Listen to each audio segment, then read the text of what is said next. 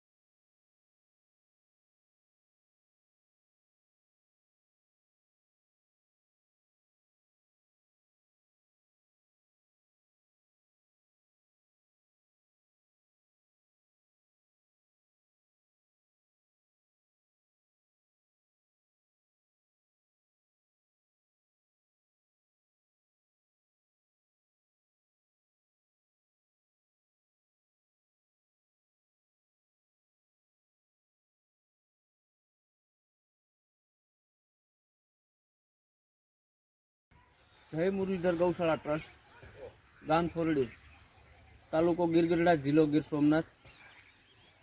હવે રાત્રિના 12 થી 1ના ગાળાની અંદર મને રાતે 4-5 જણાનો ફોન આવે છે ગામના કે ભાઈ ગૌશાળાની અંદર આગ લાગી છે। એટલે એ આગ લાગતા એટલે હું તરત જ ઉઠી અને અહીંયા આવ્યો। એટલે ત્યાં તો સમગ્ર વસ્તુ બધી નિરણ જે કાંઈ ઘાસ હતું એ બધું બળીને ખાક થઈ ગયું હતું અને ઘાસમાં 3 ગાડી સૂકું ઘાસ હતું અને બીજું હતું 3000 પૂરા જુવારની નિરણ હતી અને 3 લારી હતો પાલો। એ બધું સળગીને ખાક થઈ ગયું છે અને પતરાનો શેડ, પતરા અને દિવાલો પણ ધરાશાય થઈ ગઈ છે અગ્નિના કારણે।